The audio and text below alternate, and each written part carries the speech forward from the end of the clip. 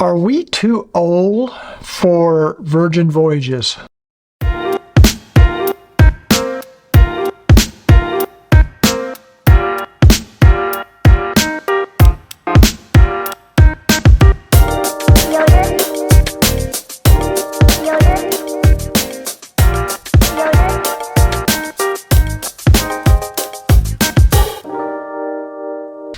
Hey everybody, welcome back to another Cruise Report Cruise Review.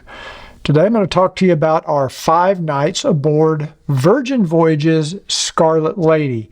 Give you a quick run through, kind of a review, let you know what we thought about the trip. You remember a few weeks ago I said before we went on this cruise, what we're really trying to determine, as with every cruise, is we review things as an mature adult couple traveling without a family. We don't have kids, so we don't travel with kids.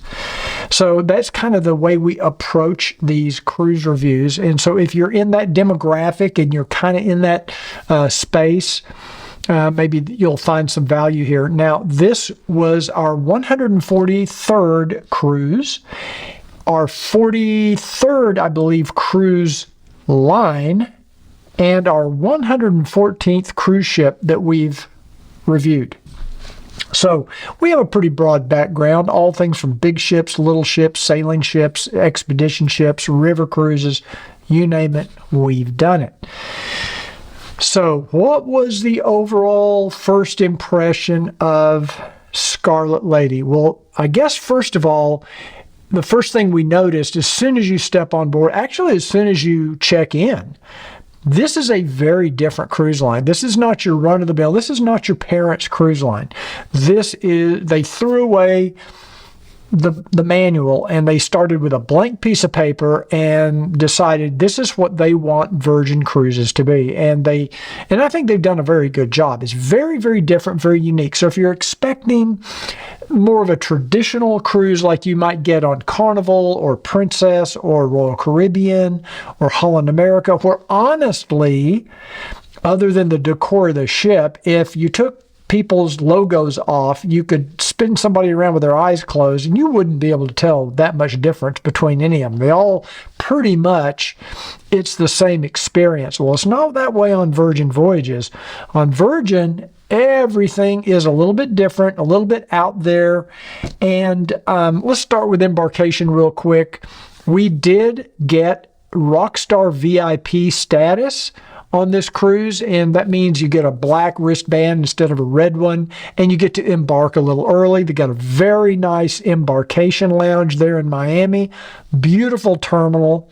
If you're in that Rockstar Suite category or Mega Rockstar Suite, you do get to embark a little bit earlier, not a huge amount, maybe 30 minutes before everybody else.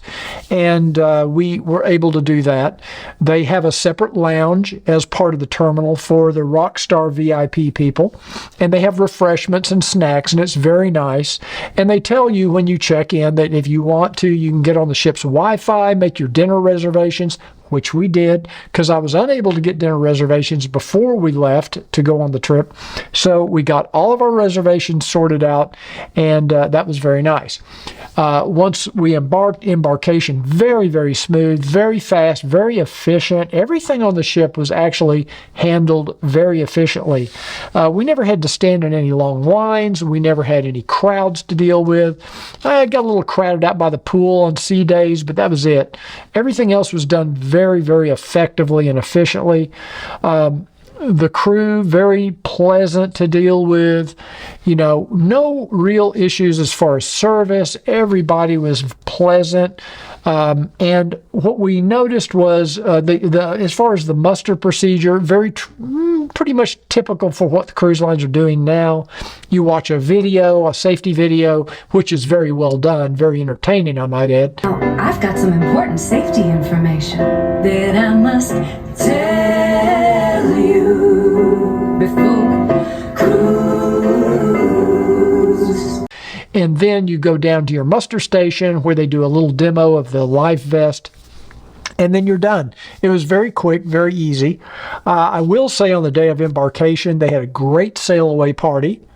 We don't usually go to the sail away party, but we did on this cruise. I did something on this cruise. I told you ahead of time I was going to do something I've never done before. And two things. Number one, I bought this shirt and a pair of red pajama bottoms just for the pajama party, which I didn't make it to. But I bought actual clothing specifically for this cruise because I knew they were going to have a night where everybody's supposed to wear red. I've never done that. I've never bought clothes just for a cruise, but I did on this one.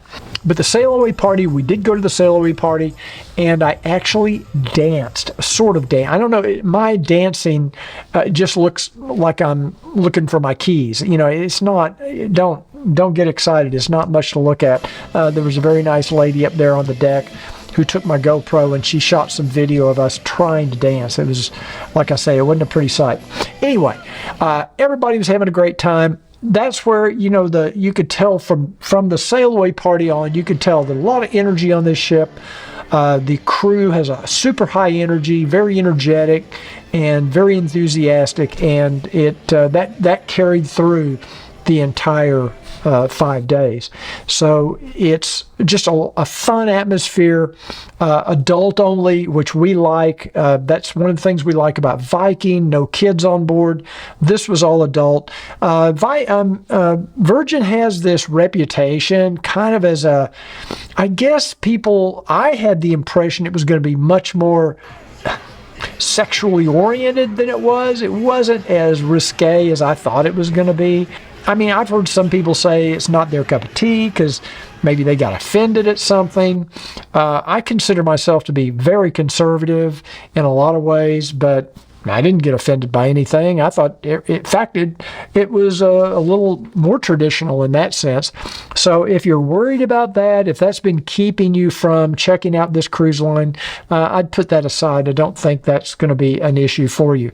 As far as the ship itself, it's a big ship, 110,000 ton ship, 900 and some feet long, holds, I think, 2,700 and change guests and about, 1,400 crew. So there's about a 1 to 2 crew to guest ratio, which is pretty good for a large ship. That's not a bad. We never had any issues with service. So, and I'm pretty sure the ship was full.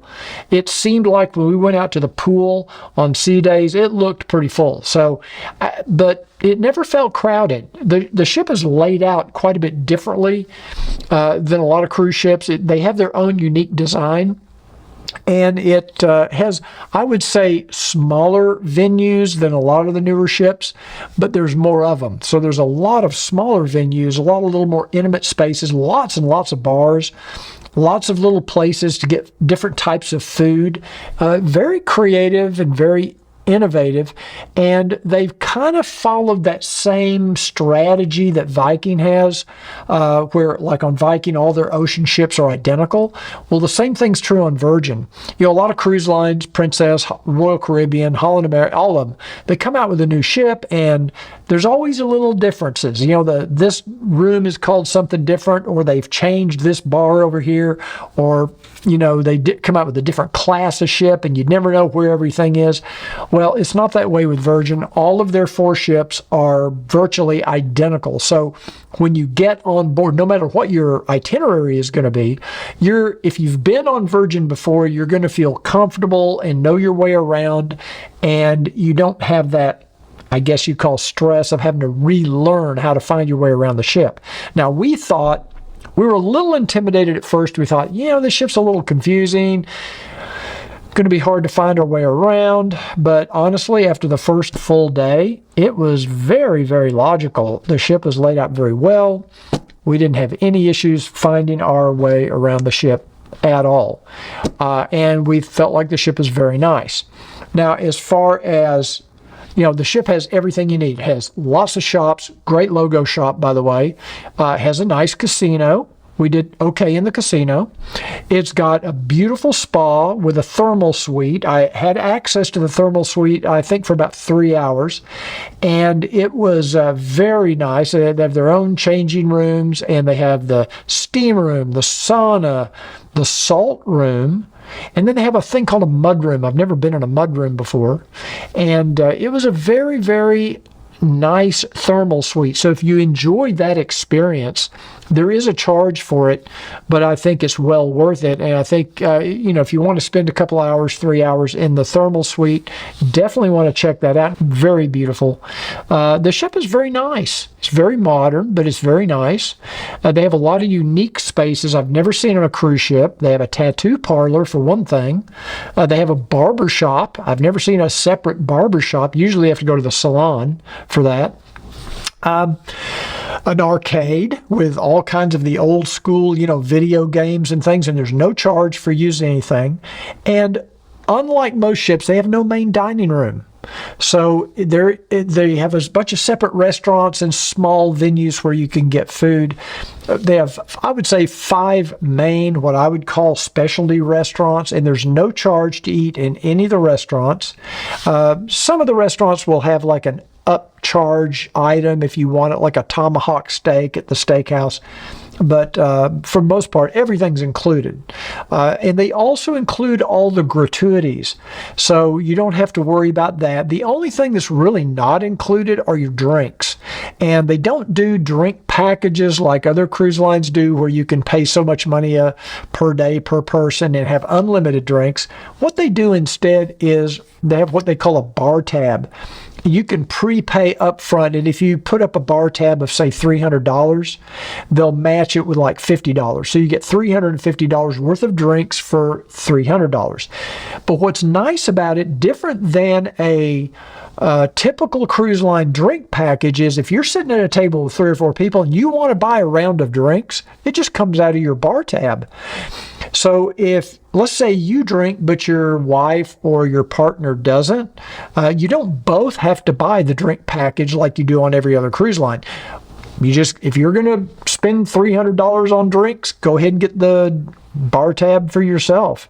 Or if you want to buy a friend a drink, you can. It's very, very logical. I wish a lot of cruise lines would go to this type of system, or at least offer it as an optional system. I think it makes a lot of sense.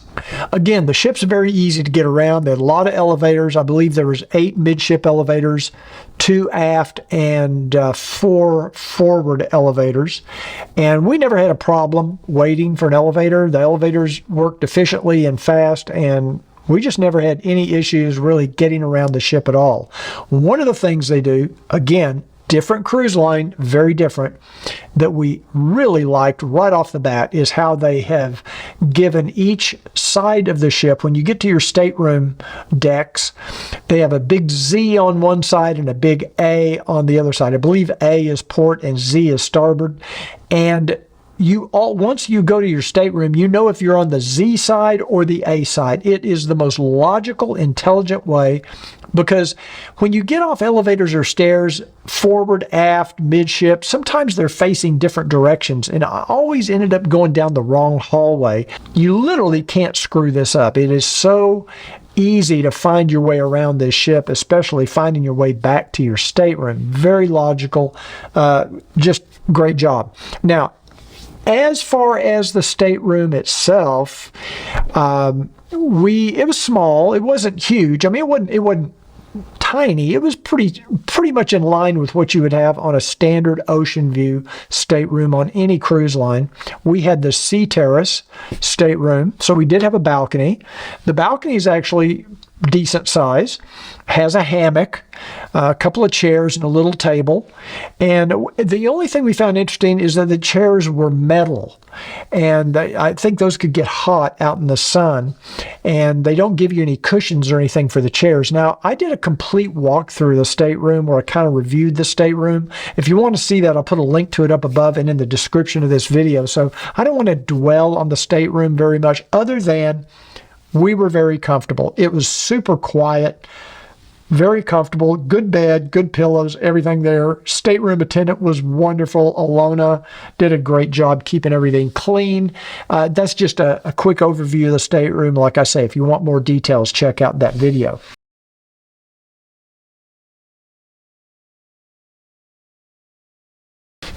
Now, when it comes to food and drink, Lots of hype on the internet about how good the food is on Virgin. We've watched a lot of videos from other YouTubers that talk about this, Gary Bembridge and several of the other popular YouTube channels who I have a lot of respect for. And sure enough, the food was very, very good.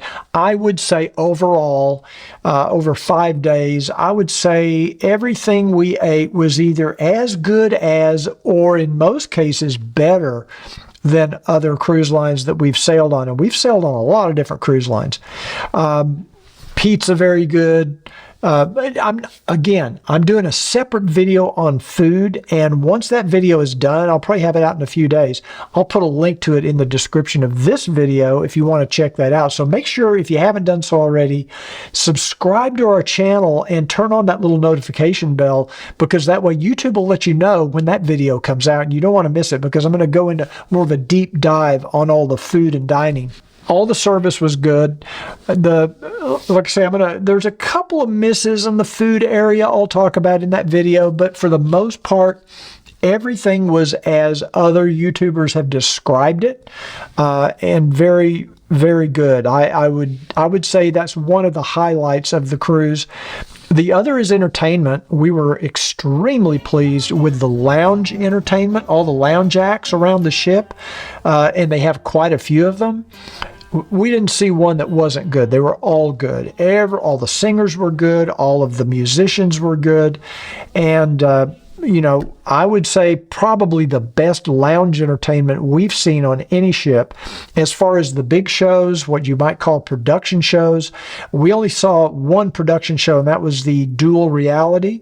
I've never seen a show like that. It was unique, to say the least. I mean, it was an incredible. I mean, it was an amazing show. Great acrobats, almost like I'd say a little bit of a Cirque du Soleil feel to it. And in fact, the whole ship kind of has a little bit of a Vegas feel for adults only. I think, I don't want that to come out the wrong way. I think it's a good thing, but it kind of has the same sensation, the same energy that you feel like when you're in Las Vegas. It really kind of has that. And I thought it was a lot of fun. The dress code's very relaxed. You can pretty much wear, as long as you don't wear a swimsuit. We even saw people at dinner in shorts. As long as you're wearing a shirt like this, maybe a pair of jeans. I didn't even take a jacket. I just took shirts like this, casual shirts, button-down shirts. I took a couple of polo shirts.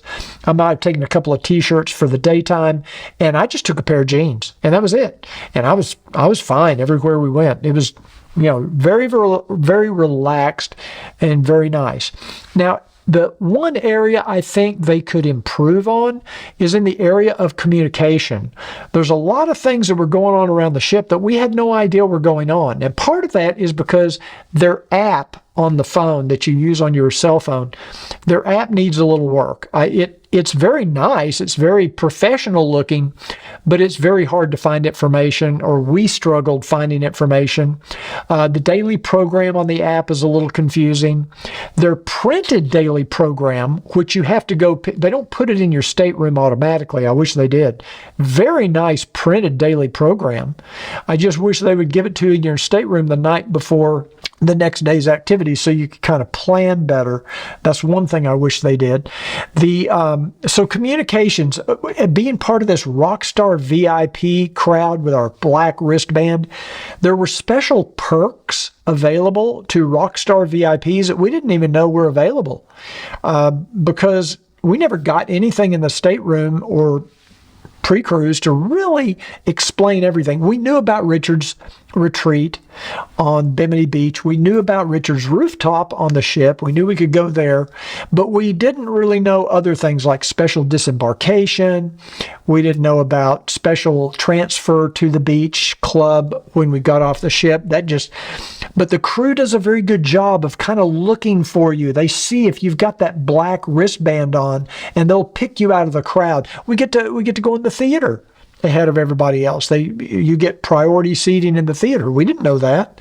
So if you are part of that Rockstar VIP group, be aware, you can go to the head of the line at the theater and get in early at the shows.